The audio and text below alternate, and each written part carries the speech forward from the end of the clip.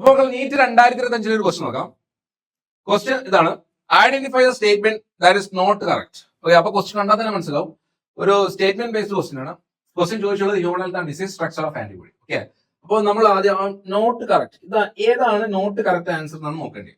Okay, first option എന്ന് പറയുന്നത് antigen binding site is located at C terminal region of antibody molecules.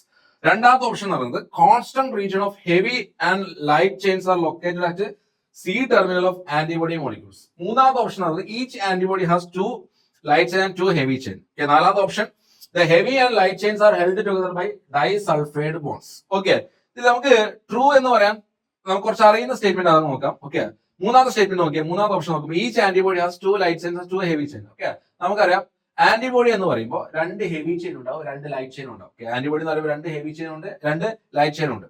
അപ്പോൾ ആ statement ശരിയാണ്. Okay, ആ സ്റ്റേറ്റ്മെന്റ് എന്താണ് ശരിയാണ്. അപ്പോൾ ഇതാണ് നമ്മുടെ ലൈറ്റ് ചെയിൻ. ഓക്കെ, ഇതാണ് ലൈറ്റ് ചെയിൻ, ഇതാണ് ഹെവി ചെയിൻ.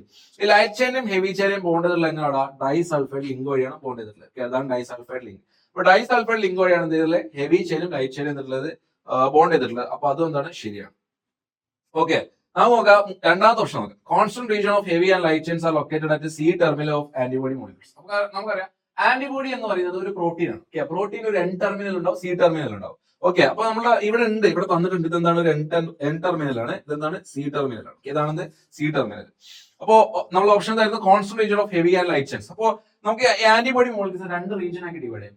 അപ്പോ നമുക്ക് ലൈറ്റ് ചെയിനും അതുപോലെ ഹെവി ചെയിനും 2 പോർഷൻ ഉണ്ട്. ഓക്കെ, ഇതിന്റെ മേലേക്ക്, ഓക്കെ, ഇതിന്റെ മേലേക്ക് നമ്മൾ എന്ത് വിളിക്കും, വേരിയബിൾ പോർഷൻ എന്ന് വിളിക്കും. ഓക്കെ, ഇതിന്റെ താഴേക്ക് നമ്മൾ എന്ത് വിളിക്കും, കോൺസ്റ്റന്റ് റീജിയൻ എന്ന് വിളിക്കും. എന്ത് വിളിക്കും, കോൺസ്റ്റന്റ് റീജിയൻ. അപ്പൊ ഒരു ആന്റിബോഡി നോക്കിക്കഴിഞ്ഞാൽ വേരിയബിൾ റീജിയൻ ഉണ്ട്, കോൺസ്റ്റന്റ് റീജിയൻ ഉണ്ട്. ഓക്കെ, വേരിയബിൾ റീജിയൻ ഉണ്ടാവും, കോൺസ്റ്റന്റ് റീജിയൻ ഉണ്ടാവും. വേരിയബിൾ റീജിയൻസ് അവിടുത്തെ അമിനോസിഡ് ഇങ്ങനെ മാറിക്കൊണ്ടിരിക്കും. ഓക്കെ, എല്ലാ പിന്നെ ഓരോ ആന്റിബോഡിക്ക് അനുസരിച്ച് ഓരോ അമിനോസിഡ് മാറിക്കൊണ്ടിരിക്കും. കോൺസ്റ്റന്റ് റീജിയൻ ഓൾമോസ്റ്റ് എന്തായിരിക്കും, അത് കോൺസ്റ്റന്റ് അമിനോസിഡ് സീക്വൻസ് ആയിരിക്കും ഉണ്ടാവുക കേട്ടോ. അപ്പോ constant region of heavy and light chains are located at C terminal of antibody molecules.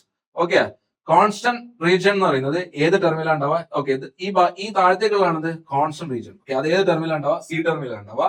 Variable, okay, ഇതാണ് വേരിയബിൾ റീജിയൻ. ഈ കാണുന്നതാണ് variable region. Okay, variable region എന്ന് പറയുമ്പോൾ അത് എൻ ടെർമിനലാണ് ഉണ്ടാവുക. ഓക്കെ, അപ്പൊ ആ സ്റ്റേറ്റ്മെന്റ് എന്താണ് ശരിയാണ്. ആ സ്റ്റേറ്റ്മെന്റ് എന്താണ് ശരിയാണ്. Antigen binding site is located at C terminal region of antibody molecules. അപ്പൊ ഇതാണ് നമ്മുടെ ആന്റിജൻ ബൈൻഡിങ് സൈറ്റ്. ഈ ആന്റിജൻ ബൈൻഡിങ് സൈറ്റ് എന്ന് പറയുന്നത് എന്ത് ടെർമിനലാണുള്ളത്, എന്ത് ടെർമിനലാ, എൻ ടെർമിനൽ ആണ് ഉണ്ടാവുക. ഓക്കെ, എൻ ടെർമിനൽ, ഒരിക്കലും എവിടെ അല്ല, സി ടെർമിനൽ ഉണ്ടാവുക കേട്ടോ.